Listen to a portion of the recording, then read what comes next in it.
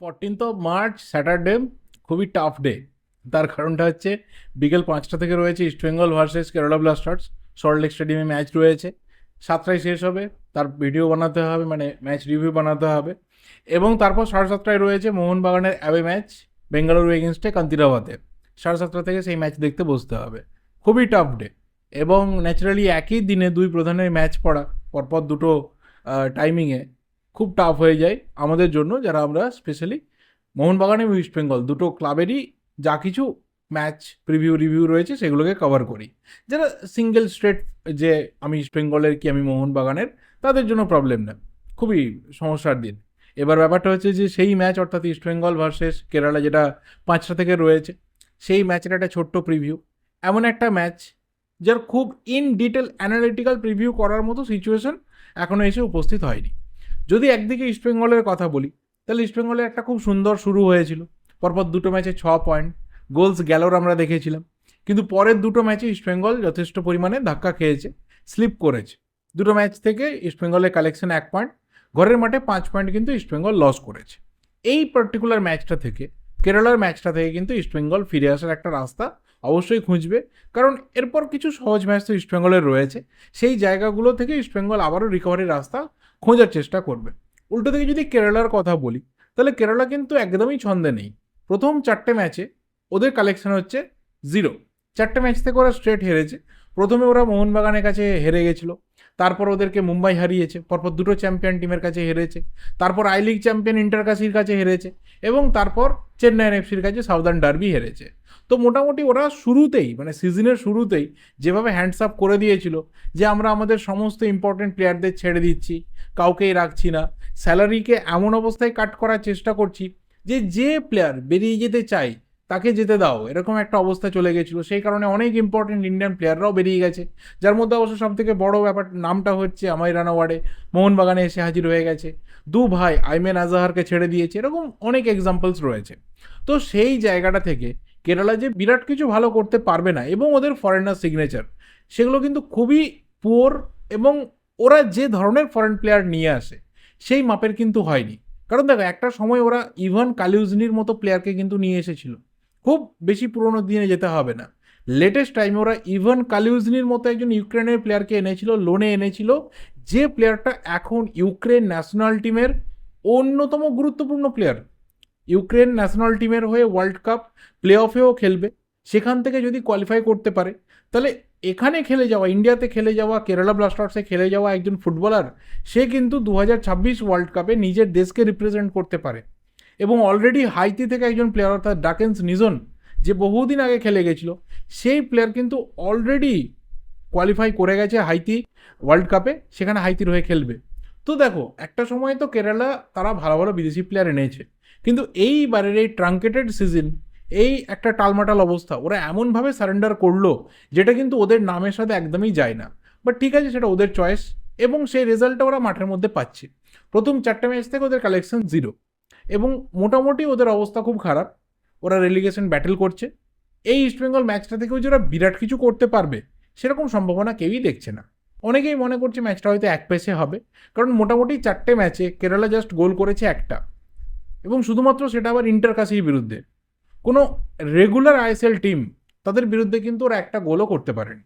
মোহনবাগানের কাছে 2 গোলে হেরেছে, মুম্বাই সিটি এফসির কাছে 1 গোলে হেরেছে, চেন্নাই এফসির কাছে 1 গোলে হেরেছে, এবং ইন্টারকাশির কাছেও 1 গোলে হেরেছে, কিন্তু একটা গোল করেছে। আবার এটাও ঠিক কথা যে কেরালা যে খুব বিরাট ব্যবধানে হেরেছে, মানে কেরালার ডিফেন্সকে নিয়ে সবাই খুব ছেলেখেলা করেছে, এটাও কিন্তু না। বাট এটাও ঠিক কথা যে ওরা হেরেছে। At the end of the day they have got 0 point from every matches. So এটা একটা ফ্যাক্ট যে ইস্টবেঙ্গল কিন্তু এই এরকম একটা দুর্বল প্রতিপক্ষের এগেনস্টে ফিরে আসার মতো একটা মঞ্চ অবশ্যই খোঁজার চেষ্টা করবে। কিন্তু ইস্টবেঙ্গলেও কি সব ঠিক রয়েছে? ইস্টবেঙ্গলে কি কোথাও কোনো প্রবলেম নেই? তো সেটা খুঁজতে গেলে অন্ততপক্ষে লাস্ট দুটো ম্যাচে যে প্রবলেমটা সব থেকে কমন হয়েছে, যেটা নিয়ে সবাই কথা বলেছে, from a very common East Bengal fan to a football pundit, প্রত্যেকে কিন্তু বলেছে যে ইস্টবেঙ্গলের এই মুহূর্তে সব থেকে বড় সমস্যাটা হচ্ছে কোচের স্ট্র্যাটেজিক্যাল কিছু মিস্টেক্স। তার প্ল্যানের মধ্যে ঘাটতি দেখা যাচ্ছে, তার ট্যাকটিক্সে ঘাটতি দেখা যাচ্ছে, কোন সময়ে প্লেয়ার পরিবর্তন দরকার রয়েছে, কাকে মানে বসিয়ে কোন প্লেয়ারকে খেলানো দরকার রয়েছে এবং ফরমেশনে কখন কতটা শিফট করা দরকার, কোন প্লেয়ারের ওপর কতটা দায়িত্ব দেওয়া দরকার, এই জায়গাতে কিন্তু অস্কার ব্রুজো তিনি অন্ততপক্ষে স্ট্রাগল করছেন।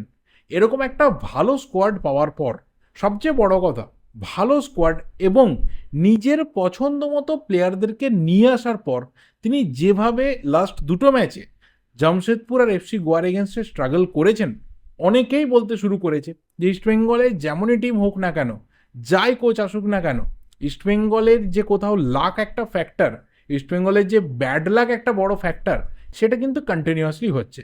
এবারে এত নেগেটিভ ব্যাপারকে দমিয়ে, সেই নেগেটিভ ব্যাপারগুলোকে দুমড়ে মুচড়ে ইস্টবেঙ্গল কিভাবে ফিরে আসে, এটা হবে দেখার ব্যাপার। কারণ আগেই বললাম যে এরপর কয়েকটা ম্যাচ কিন্তু ইস্টবেঙ্গলের তুলনামূলক বেশ কিছু দুর্বল প্রতিপক্ষের এগেনস্টে আবারও ম্যাচ রয়েছে। সেই ম্যাচগুলো থেকে ইস্টবেঙ্গল ম্যাক্সিমাম পজিটিভ পয়েন্ট অর্থাৎ প্রতি ম্যাচে 3 পয়েন্ট তুলতে পারলে আবারও কিন্তু লিগ টেবিলের ওপরের দিকে উঠে আসবে এবং টপ টিমগুলোকে আবারও কিন্তু ইস্টবেঙ্গল চেজ করতে পারবে। কিন্তু এই ধরনের টিমগুলোর এগেনস্টে যদি সামহাও ইস্টবেঙ্গল পয়েন্ট লস করে, ইস্টবেঙ্গল যদি আবারও স্লিপ খায়, তাহলে কিন্তু ইস্টবেঙ্গল সমর্থকরা সিজনের শুরু থেকে যে চ্যাম্পিয়নশিপের স্বপ্নটা দেখতে শুরু করেছিল এই টিমটাকে ঘিরে, সেখানে কিন্তু একটা বিরাট বড় ধাক্কা খাবে।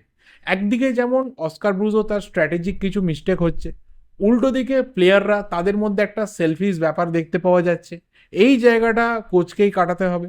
এবং অবশ্যই বেশ কিছু প্লেয়ারের ফিটনেস ইস্যু এবং তাদেরকে না পাওয়া, এটাও কিন্তু একটা ফ্যাক্টর। যদি ডিফেন্সে তাকাই তাহলে এখন অবধি প্রভাত লাকড়ার কিন্তু কোনো ছবি দেখতে পাওয়া যাচ্ছে না কোনো ম্যাচ ডেতে। মাঝ মাঠে যদি দেখি তাহলে সাউল ক্রেসপো খুবই ফিসি একটা ব্যাপার। অনেকে বলছে যে সোনা ছেড়ে দিয়ে ইস্টবেঙ্গল পেতল ধরে রেখেছে, মানে মাদি তালালকে ছেড়ে দিয়ে ইস্টবেঙ্গল সাউল ক্রেসপোকে ধরে রেখেছে। এটা একদমই ঠিক কথা এই মুহূর্তে, কারণ মাদি তালাল জামশেদপুর এফসিকে অলমোস্ট লিড করছে, তাদের অ্যাটাক লাইনকে লিড করছে এবং জামশেদপুরকে দেখো 4 ম্যাচে 12 পয়েন্ট নিয়ে মোহনবাগানের সাথে টক্কর দিচ্ছে। উল্টো দিকে সাউল ক্রেসপো কখন ম্যাচ খেলে, কখন ম্যাচ থেকে হারিয়ে যায়, কখন চোট পেয়ে যায়, কখন রিকভারি করে, কখন আবার ফিরে আসে, বহু ইস্টবেঙ্গল সমর্থকই তাকে নিয়ে বুঝতে পারে না। এবং অলমোস্ট এমন একটা সিচুয়েশনে ইস্টবেঙ্গল সমর্থকরাও পৌঁছে গেছে যে সাউল ক্রেসপো নেই বা সাউল ক্রেসপো থাকবে না, এরকম ধরে নিয়ে প্রতিটা ম্যাচ তারা দেখতে বসে, যে ঠিক আছে সাউল ক্রেসপো থাকা না থাকা প্রায় একই ব্যাপার। এবং মাঝ মাঠে অবশ্যই মহেশের কথা বলতে হবে, তার চোটের জন্য বেশ কয়েকটা ম্যাচে তার সার্ভিস পাওয়া যায়নি। লাস্ট ম্যাচে তাকে কেন শুরু করানো হলো এবং সেখান থেকে তার ফিটনেসের যে প্রবলেম রয়েছে সেটা দেখতে পাওয়া গেল। সৌভিক চক্রবর্তী, তাকে দেখে এই ম্যাচগুলোতে একদমই মনে হয়নি যে সে কোথাও একদম টপ লেভেলে ম্যাচ ফিট রয়েছে। ইভেন ডিফেন্সে কেভিন সিবিএ কোথা থেকে চোট পেয়ে গেল, কী হলো কেউ বুঝতে পারছে না, তার সার্ভিস কবে পাওয়া যাবে, কত ম্যাচ পর পাওয়া যাবে এবং পাওয়ার পর আর সেটা ইস্টবেঙ্গলের জন্য সবচেয়ে বড় কথা আর কাজে কতটা লাগবে, সেটা হচ্ছে প্রশ্ন। আপফ্রন্টে যদি দেখি তাহলে সেখানে দেখবো যে অ্যান্টন সইবার্গ এলো অনেক দেরি করে, আসার পর সে একটা মানে অ্যাটাকিং প্লেয়ার, সে ফরওয়ার্ডের প্লেয়ার, তাকে মাঝে মাঠে খেলানো হচ্ছে, তো সে মিসপ্লেসড হয়ে গেছে এই টিমের মধ্যে। জেরি মাওমিংথাঙ্গা খুবই একজন ইম্প্যাক্টফুল রাইট উইঙ্গার, তাকে এখনও অবধি ম্যাচের মধ্যে দেখা যায় না। তাকে ট্রেনিং ভিডিওতে মাঝে মাঝে দেখতে পাওয়া যায়, তার বার্থডে সেলিব্রেশন হয় এবং সেখানে সমর্থকরা তাদের ক্ষোভ জানিয়ে দেয় যে এই প্লেয়ারটাকে আনা হয়েছিল কেন, এ কি ওড়িশা এফসিতে স্যালারি পাচ্ছিল না বলে ইস্টবেঙ্গলে সই করলো, নাকি এর কোনো রকম চোট ছিল ওড়িশা এফসিতে রিকভারি হতো না সেই জন্য ইস্টবেঙ্গলে সই করলো, ইস্টবেঙ্গল কেন ওকে সই করালো যদি তার সার্ভিসটা ইস্টবেঙ্গল না পায়। তো এইরকম বহু প্রবলেম কিন্তু অলরেডি ইস্টবেঙ্গলের অন্দরে রয়েছে। এবার এই যে এত প্রবলেম, এই এত কথা, এত কিছু আলোচনা এক নিমেষে বন্ধ হয়ে যাবে যখনই ইস্টবেঙ্গল প্রপার ইন্টেন্ট দেখিয়ে প্রত্যেকটা ম্যাচ আবারও জিততে থাকবে।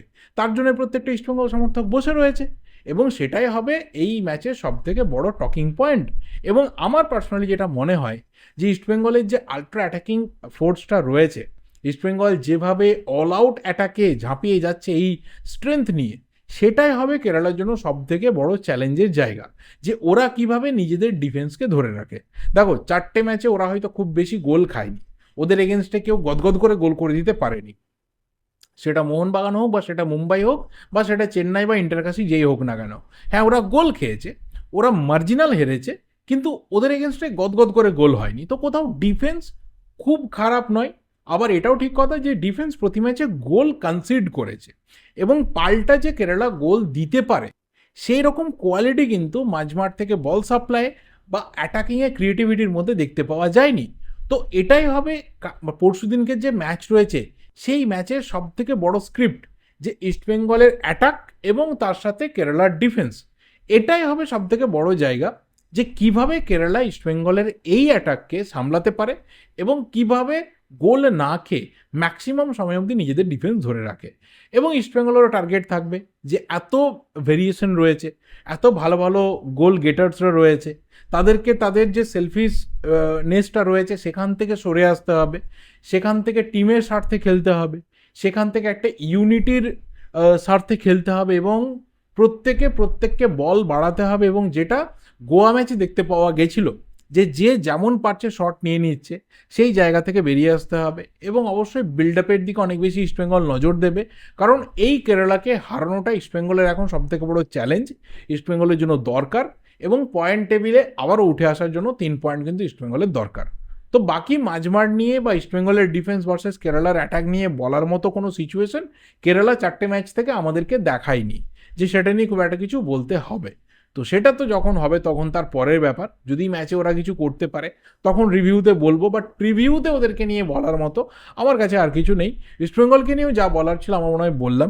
সেই দিনকের ম্যাচে প্রেডিক্টেড 11 যদি বলি, তাহলে অবশ্যই গোলে প্রভসিকন সিং গিল, দুটো সাইড ব্যাকে আমার মতে বেস্ট চয়েস হচ্ছে রাকিব আর জয়গুপ্তা, সেন্টার ব্যাকে হচ্ছে আনোয়ার আর জিকসন, যেমন খেলছে ঠিকঠাকই খেলছে, ডিফেন্সিভ মিডফিল্ডে অবশ্যই মোহাম্মদ রশিদ, সেন্ট্রাল কাম অ্যাটাকিং মিডফিল্ডের রোলে হয়তো শুরু থেকে আবারও মহেশ নবরেম সিংই থাকবে, এবং তার সাথে মিগুয়েল, তার কাছে নাম্বার 10-এর রোলটা।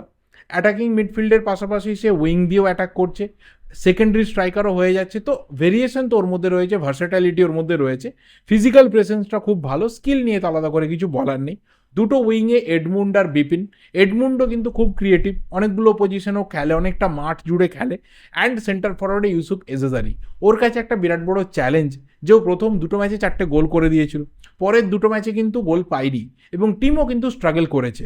তো টিমকেও কিন্তু জয়ের জন্য ফিরতে গেলে, মানে জয়ের মধ্যে ফিরতে গেলে ওর জন্য গোল করাটা খুব জরুরি, ওকেও গোল করতে হবে। তো এটা যেমন একটা ব্যাপার। দ্বিতীয় ব্যাপার হচ্ছে যে ম্যাকলারেন কিন্তু গোল ডিফারেন্সটা অনেক বাড়িয়ে নিয়েছে, অলরেডি 7টা গোলে চলে গেছে। তো তোমার সবথেকে বড় রাইভাল টিমের মেন স্ট্রাইকার যখন একটা ম্যাচে 4 গোল মারছে, তখন কিন্তু তোমার কাছেও কোথাও একটা জেদ বেড়ে যায়, যে আমাকেও কিছু করে দেখাতে হবে। তো দেখা যাক সব মিলিয়ে মিশিয়ে ইস্টবেঙ্গল এই ম্যাচটা কেমন খেলে, তারপর তো পোস্ট ম্যাচ রিভিউতে অবশ্যই দেখা হবে। বাকি সব কিছু নিয়ে তোমাদের যা কিছু বক্তব্য রয়েছে, ওপিনিয়ন রয়েছে, অবশ্যই কমেন্ট করে জানাতে থাকো। আমি ভিডিওটা এখানেই শেষ করছি, ভালো লাগলে লাইক করো, শেয়ার করো, দেখা হবে পরের ভিডিওতে। টিল দেন, যদি চ্যানেলে নতুন হও অবশ্যই চ্যানেলটা সাবস্ক্রাইব করে বেল নোটিফিকেশন আইকনটা ক্লিক করে দিও। Thank you, goodbye and good night.